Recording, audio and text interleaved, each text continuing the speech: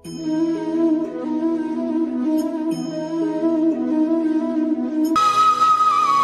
দ্রৌপদী বলছে অশ্বত্থামার দড়িটা খুলে দাও। ভক্তমণ্ডলী, ভক্তিমতী মায়েরা, কি বিচার হবে ভাবুন এবার। এ খুব দ্বন্দ্ব বেঁধে যাবে এবার। একটা কথা শুনিয়ে রাখি, ভজনের অনুকূল আর ভজনের প্রতিকূল। কেমন? যেটা ভজনের অনুকূল না হবে তার কথা ত্যাগ করা যায়, সে গুরুদেব হোক আর ভগবান হোক। যদি বলে, যেমন জানেন তো এখনকার গুরুদেবরা বাড়িতে এলে গুছিয়ে রান্না টান্না হয় গঙ্গা ফল টল করে। গুরুদেব বলছে বাবা চিন্তা নেই, বিধান আছে, মাছ খাবার শাস্ত্রে বিধান আছে, কোনো চিন্তা নেই, ওটা একটু শুদ্ধ করে নিলেই হবে।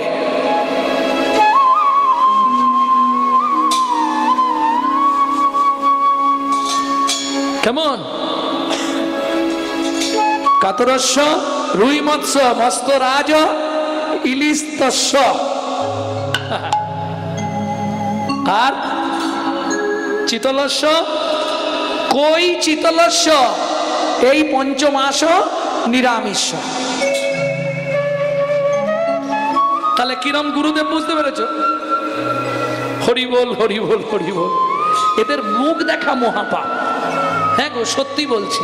কিন্তু যদি ভজনের অনুকূল হয়, সে ভজনের প্রতিকূল যদি হয়ে যায়, গুরু বাক্য হলেও লঙ্ঘন করে দাও। ভগবানের বাক্য লঙ্ঘন করে এক্ষুনি দ্রৌপদী দেখিয়ে দিল জগৎকে, দেখো ভগবানের কথাও শুনবো না, সেটা যদি ভজনের অনুকূল না হয়। কেমন? ভজনের প্রতিকূল হলে শুনবো কি? গুরুদেব বলছে আরে একাদশীর দিনে সন্দেশ খা, কিছু হবে না, আমি প্রসাদ করে দিচ্ছি, খাবো? ও গুরুদেব মাথায় থাক, আমার ব্রত আমি নষ্ট করব? কোনোদিন নয়। চলুন ওটাই প্রমাণ হবে এক্ষুনি। কৃষ্ণ বলছে অর্জুন অশ্বত্থামাকে মেরে ফেলো, দ্রৌপদী বলছে অর্জুন কোনোভাবেই অশ্বত্থামার গায়ে আঘাত করো না। কেন?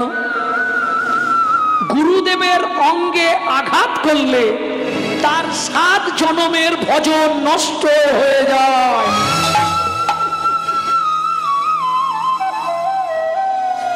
গুরুগত গুরুপুত্রেষু। অশ্বত্থামা বাবা দ্রোণাচার্য আমাদের গুরুকুলের গুরু, তাহলে গুরুর পুত্র তো গুরু।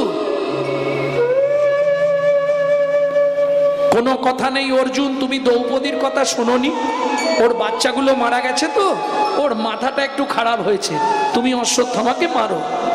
অর্জুন তুলেছে এবার তীর, আর কোনো কথা হবে না। কৃষ্ণের বাক্য অর্জুন শুনবেই। অর্জুন তীরটা তুলে মারতে যাবে, দ্রৌপদী এসে সামনে দাঁড়িয়ে গেল অশ্বত্থামা। কি হলো? তীর নামালে কেন? মারো। কৃষ্ণ তুমি সরে যাও। সরবো না। কৃষ্ণ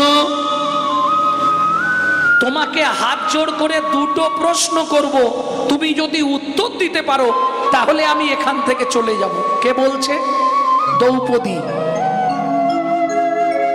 কি কি 2টো প্রশ্ন? প্রথম বলবো, আমার তো 5টা ছেলে মরে গেল, আমার জন্য পঞ্চ পাণ্ডব আছে, কিন্তু অশ্বত্থামার মা দ্রোণাচার্যের স্ত্রী কীতি দেবী এখনো বেঁচে আছে, তার কিন্তু ওই একটা অশ্বত্থামা ছাড়া আর কেউ নেই। কৃষ্ণ অশ্বত্থামাকে মারো, তাতে আমার দুঃখ নেই, কিন্তু তুমি আমার 5টা সন্তানকে ফিরিয়ে দিতে পারবে তো? যদি আমার 5টা সন্তানকে তুমি ফিরিয়ে দিতে পারো তাহলে অশ্বত্থামাকে মৃত্যুদণ্ড দাও, না হলে আমার 5টা গেল, আবার একটা মায়ের একটা যাবে। এটা কি ঠিক? কৃষ্ণ স্তম্ভিত ভগবান শ্রীকৃষ্ণ অবনত মস্তকে দাঁড়িয়ে পড়েছে। অর্জুনকে ইশারা করছে কৃষ্ণ, দ্রৌপদী যা বলুক তুমি মেরে দাও। কৃষ্ণ আমার দ্বিতীয় কথাটা শুনে আদেশ দিও, মারবে কি মারবে না। তুমি বলেছিলে ব্রাহ্মণ বদাগত নহে, ব্রাহ্মণের অঙ্গে আঘাত করার অধিকার কারো নাই। অশ্বত্থামা ব্রাহ্মণের ছেলে, তাকে মানলে মহাপাপ হবে, গুরু বদের ভাগী হবে, গুরু হত্যার পাপ লাগবে। অতএব কৃষ্ণ তুমি অর্জুনকে দিয়ে দয়া করে এই পাপ আর করিও না।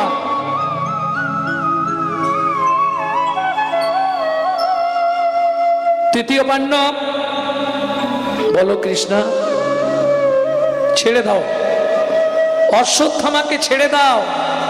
ও যে ভুল করেছে ওর ভুলের প্রায়শ্চিত্ত করবে, ওকে ছেড়ে দাও। কৃষ্ণ বলছে দ্রৌপদী ছেড়ে দিতে পারি, কিন্তু একটা শর্ত। কি? তোমার কথা মতো অশ্বত্থামাকে আজকে ছেড়ে দেবো, কিন্তু শর্ত একটাই। কি? তুমি একবার দাঁড়াও কৃষ্ণ, তোমায় একটা প্রণাম করি। দাঁড়াও কৃষ্ণ একবার একটা প্রণাম করি। দাঁড়াও কৃষ্ণ একটা প্রণাম করি। আমি আর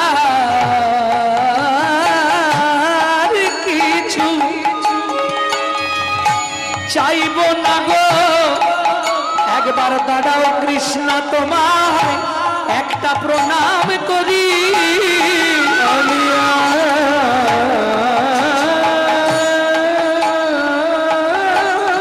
কিছু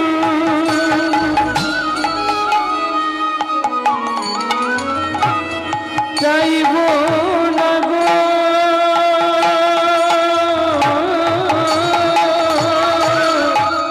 দাঁড়াও কৃষ্ণ একটা প্রণাম করি। তুমি জ্ঞানে রাখি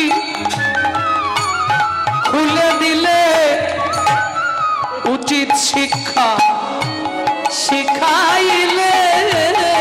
জ্ঞানে রাখি খুলে দিলে আমায় উচিত শিক্ষা শিখাইলে।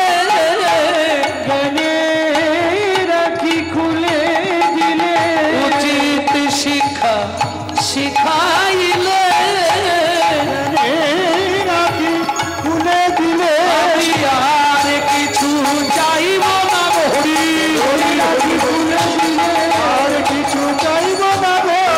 রাখি খুলে দিলে উচিত শিক্ষা দিয়ে দিলে। আজও 7 জন অমর হয়ে আছে পৃথিবীতে, খুঁজলেই পেয়ে যাবেন। এখন ওই 7 জনের এই একটা করে বলতে গেলে তাহলে আর লীলা শোনা হবে না। ভক্তমণ্ডলী, ভক্তিমতী মায়েরা, তাহলে চলুন শিবাসঙ্গনে মহাপ্রভু হরি সংকীর্তন শুরু করলাম। কিভাবে গাইছে সবাই মিলে? হরি হরয়ে নম কৃষ্ণ যাদবায় নম। হরে কৃষ্ণ যাদবায় নম। পরের লাইনটা আপনারা গান।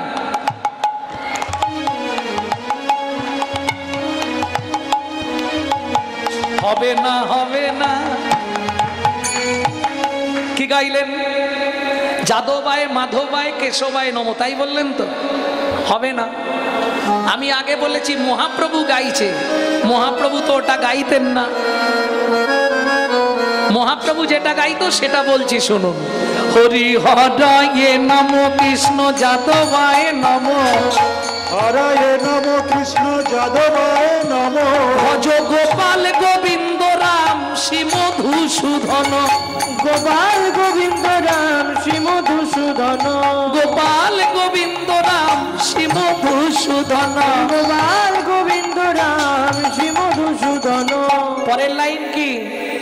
বৈষ্ণব নিন্দিয়া সাধু গঙ্গা স্নানে যায়। বৈষ্ণব নিন্দিয়া সাধু গঙ্গা স্নানে যায়। তৈলোক্য তারিণী গঙ্গা ফিরিয়া না চায়। তৈলোক্য তারিণী গঙ্গা ফিরিয়া না চায়। তবে আপনারা ধন্য, যারা এই আশ্রমবাসী, যারা এই আশ্রমে থেকে ভজন করছে তারা সবাই ধন্য। কেন? পৃথিবীতে গঙ্গা কে এনেছিল জানেন? হ্যাঁ, গঙ্গা কে এনেছিল জানবো না? ভগীরথ। ভগীরথ গঙ্গা এনেছিল বলে মানুষ অনেক পাপ মুক্ত হয়ে গিয়ে গঙ্গায় স্নান করে তাদের নতুন জীবন শুরু করলো। ঠিক তেমনি এই জগতে ভক্তির প্লাবন এনেছিলেন গৌড়ীয় বৈষ্ণব প্রতিষ্ঠাতা ভক্তি বিনোদ ঠাকুর। বহু অস্পৃশ্য অধমকে তিনি উদ্ধার করে চৈতন্য চরণে পৌঁছে দিলেন। প্রেম সে বলো চৈতন্য মহাপ্রভু কি। এই নাচতে নাচতেই মহাপ্রভু থমকে দাঁড়িয়ে পড়লেন। যখনই থমকে দাঁড়িয়ে পড়লেন, নিত্যানন্দ ছুটে গিয়ে ধরে ফেলেছে। কিছু একটা হয়েছে, নিশ্চয়ই কিছু হয়েছে। প্রভু তোমার কি হলো? তুমি নাচতে নাচতে দাঁড়িয়ে পড়লে কেন? মহাপ্রভু বললে, দাদা আমাকে যেতে হবে। কোথায় যাবে তুমি? আমি যাব নীলাচলে, সেথা লীলা চলে। আমি যাব নীলাচলে, সেথা লীলা চলে। এই ভাবি মনে মনে গো, বড় বাসনা জেগেছে মনে গো, বড় বাসনা জেগেছে মনে গো, বড় বাসনা জেগেছে মনে। নীলাচলে, নীলাচলে, নীলাচলে, লীলা চলে। ও যারা দেখে তারাই বলে, বলি তারাই ভাসে নয়নে চলে। যারা তাই গৌর হরিবল আছে নয়নে চলে, যারা দেখে তারাই বলে লীলা চলে, লীলা চলে। ভক্তমণ্ডলী, ভক্তিমতী মায়েরা, মহাপ্রভু নিত্যানন্দ সঙ্গে নীলাচল যাত্রা করবে। সেই ফাঁকে বলি, আপনাদের তিল তিল কিবাবাড়ি বর্ষণে আজকের এই আশ্রম, এই হরিবাসর, এই মন্দির চলছে।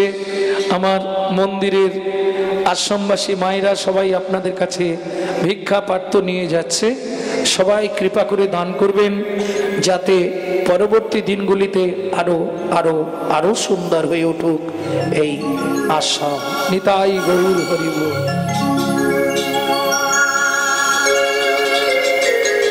তবে চেষ্টা করলেও হবে না, সব পয়সা তো গোবিন্দ সেবায় লাগাতে পারবেন না। লাগানো যাবে? তুমি দিতে চাইলে কি হবে? যদি গোবিন্দ মনে করে নেব না, ও দিতে পারবে না। তুমি जो परवी धरे सदा सो बहुदान कियान किया। খুব ভালো করে শুনুন মাস্টারমশাই কথাটা। जो परवी धरे सदा सो बहुदान कियान किया। বললে, আরে জানিস লোকটা বছরে 2 লক্ষ 5 লক্ষ টাকা দান করে। শাস্ত্র বলছে जो परवी धरे सदा, যে সকাল থেকে সন্ধে পর্যন্ত পরের মেরে খায়, তার দান করেই কি আর না করেই। কিছু বুঝলেন?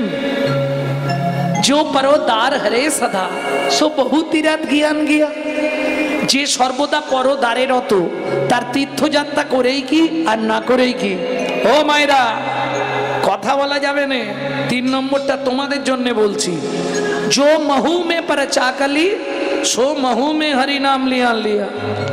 যে মুখে সকাল থেকে সন্ধে অবধি পরচর্চা, পরহিংসা, পর নিন্দা করি, সেই মুখে হরিনাম করেই কি আর না।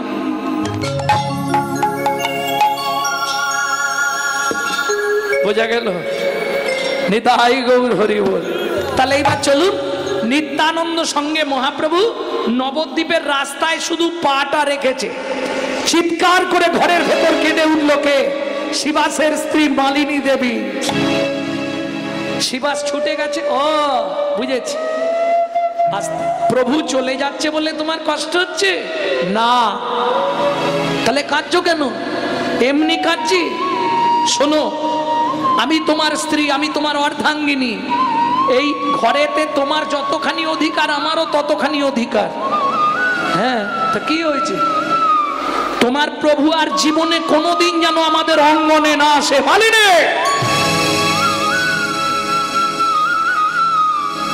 কি বলছো মালিনী? খুব খারাপ লাগলো শুনতে না? দেখবে চলো না, কি বলছি দেখবে চলো। কালকে তোমার প্রভু নাচছিল আর বলছিল হরি নামে গাছ নাচে, হরি নামে মরা বাঁচে, হরি নামে কুষ্ঠ ব্যাধি মোচন হয়। একবারও তো বললো না হরি নামে মায়ের কোল থেকে সন্তান চলে যায়। কি বলছো মালিনী? দেখবে এসো, দেখবে এসো না। যার বাড়ি 1 মাস 1 দিন হরিনাম হলো, নবদ্বীপের মাটিতে যাকে কেউ জায়গা দেয়নি, তুমি আমাদের অঙ্গনে এনেছিলে মালিনী। কি যাতা বলছো তুমি? অনন্ত কোটি ব্রহ্মাণ্ডের যিনি মালিক তাকে কে জায়গা দেবে? তুমি দেখবে চলো একবার, কি হয়েছে আমায় বলো। তুমি দেখবে চলো না, তোমার একমাত্র পুত্রের কি অবস্থা দেখবে চলো। ভক্তমণ্ডলী ভক্তিমতী মায়েরা গিয়ে দেখলেন শ্রীবাস ঠাকুর তার একমাত্র পুত্রের মৃত্যু বিয়োগ হয়েছে। স্তম্ভিত হয়ে গেল শ্রীবাস ঠাকুর। ওদিকে মালিনী মাঝে কেঁদে উঠেছে, ওই কান্নার আওয়াজটা মহাপ্রভুর কানে গিয়ে পৌঁছে গেছে। দাদা, মালিনী মা কাঁদলো কেন? এত কথা বলছেন কেন আপনারা? ফার্স্ট বেঞ্চিতে কারা বসে জানেন?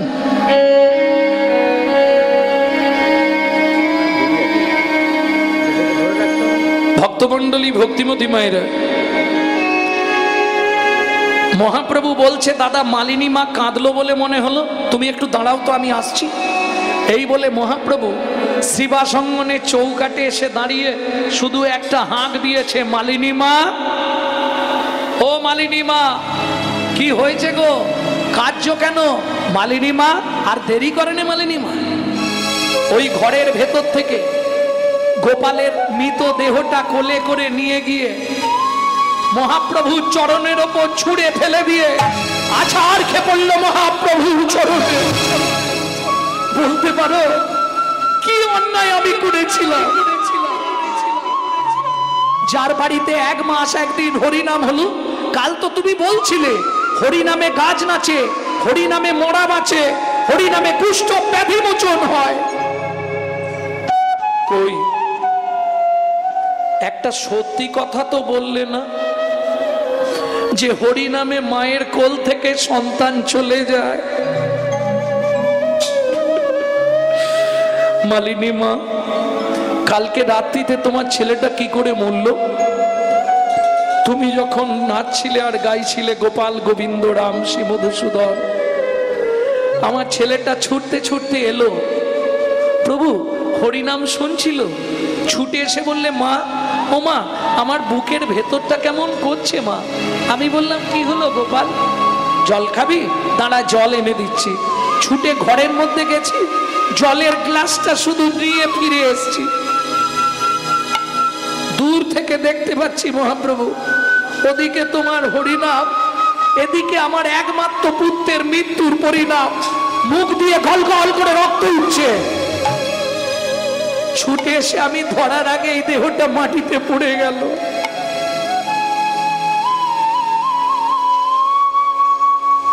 কিন্তু মালিনী মা, ভক্তমণ্ডলী ভক্তিমতী মায়েরা, আপনারাও মা, শিবাসের স্ত্রী মালিনী দেবীও মা, কিন্তু তফাৎটা কোথায় জানেন? ওই রাত্রিবেলা ছেলেটার রক্তটা মুছেছে, কোলের মধ্যে নিয়েছে, সোজা হরিবাসরে গেছে, হরিবাসরে বসে মরা ছেলেটাকে কোলের ওপর কাপড় চাপা দিয়ে রেখে বসে বসে হরিনাম শুনছে। এক বিন্দু কাঁদেনি। মহাপ্রভু বলছে মালিনী মা, কাল রাত্রিতে তোমার ছেলেটা মরল, তুমি তো রাত্রিতে কাঁদতে পারতে, সকালে কাঁদলে কেন? আমি জানি গৌর তুই এ কথা বলবি। ওরে, তুই হয়তো ভাববি আমি কাঁদিনি একটাই কারণে, আমি কাঁদলে যদি আমার বাড়িতে হরিনামের বাজারটা ভেঙে যায়। কিন্তু না রে গৌর, না, আমি কাঁদিনি কেন জানিস? নিজের মনকে প্রবোধ দিয়েছিলাম, ওরে মন, পেটের ছেলে গোপাল মারা গেছে তো কি হয়েছে, জগৎপতি পাবন গৌর হরি তো আমার অঙ্গনেই আছে।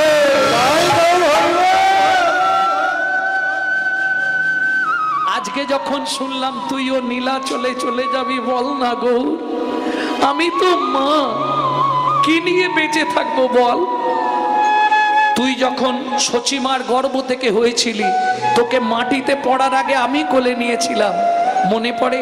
আমি তোর ধাইমা, এই দরজার সামনে শুয়ে রইলাম, হয় আমার পুত্রকে আমার কোলে ফিরিয়ে দিয়ে যাবি, নতুবা যাবার আগে তোর একটা পা তুই আমার গলার ওপর তুলে দিয়ে নীলাচলে চলে যা।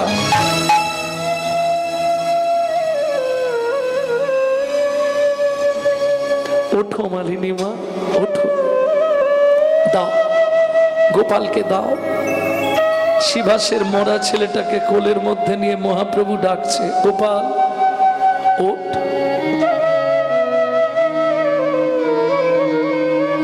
বুঝেছি, কাল নাম শুনতে শুনতে ঘুমিয়েছিস তো, নাম না শোনালে তোর ঘুম ভাঙবে না। হরে কৃষ্ণ কৃষ্ণ হরে কৃষ্ণ কৃষ্ণ কৃষ্ণ কৃষ্ণ কৃষ্ণ হরে হরে। রাগ দরবারি কানাডা। হরে রাম রাম রাম হরে হরে কৃষ্ণ কৃষ্ণ হরে কৃষ্ণ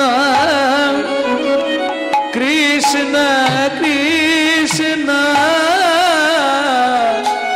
হরে হরে হরে রাম হরে রাম। ও মালিনী মা, এই দেখো তোমার পুত্র চোখ তুলেছে। গোপাল হরে হরে হরে কৃষ্ণ হরে কৃষ্ণ কৃষ্ণ কৃষ্ণ হরে হরে হরে রাম হরে রাম রাম রাম হরে হরে।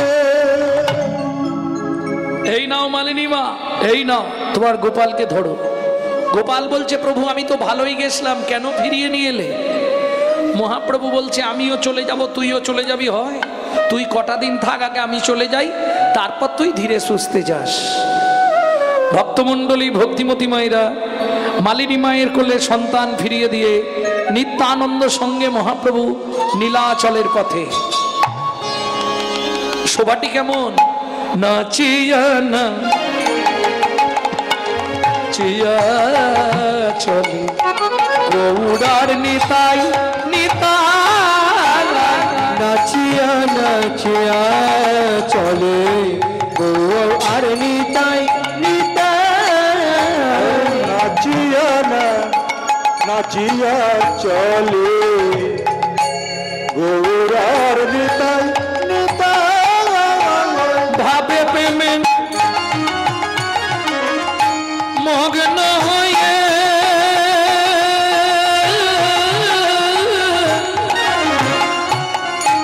চলে দুনু ভাই,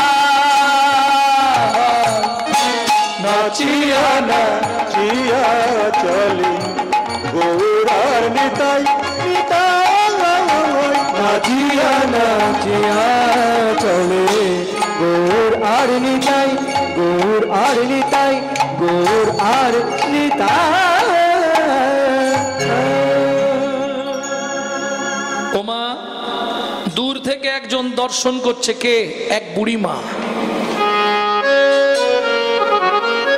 আহা মরি মরি কি রূপ মাধুরী পথের মাঝারি,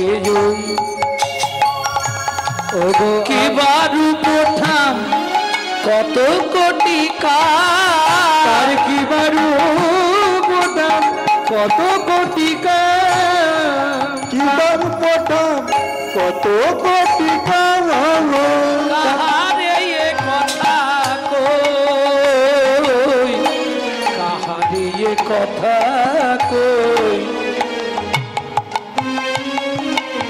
হাসির কিছু নেই। আগেকার দিনের নিয়ম ছিল নাভি মাপ করে ঘোমটা দিতে হবে। হ্যাঁ, জিজ্ঞেস করে নাও ঠাকুমা দিদিমা থাকলে, ও ঠাকুমা সত্যি কথা বলো, বিধান ছিল না? নাভি মাপ করে ঘোমটা দিতে হবে। স্মৃতি সিঁদুর অন্য পুরুষকে দেখালে নিজের স্বামীর আয়ু কমে যাবে। হ্যাঁ গো, এদের বিধান ছিল আগেকার দিনে। ঠাকুমা দিদিমারা বলবে যদি কেউ না দেয় তাকে পাড়া ছাড়া করা হবে। কুল ঘোমটা এটা কুলের প্রথা, দিতেই হবে। এটাকে বলে কুল ঘোমটা। তারপর এলো এই জায়গায় নাম ছিল মান ঘোমটা, মান বাঁচানোর তাগিদে। আর এখনের কথা আর বলবো নি, কোনো চিন্তা নেই। না না বলুন না, বলুন। এখন নেই আর কি বলবো, খোপার নিচে সেফটিকিন ঘোমটা। যে দেশেতে এলো গোরা বদলে গেল সেসব ধারা, হায় রে কলির উল্টো পারা যাবার কালে হবে কি।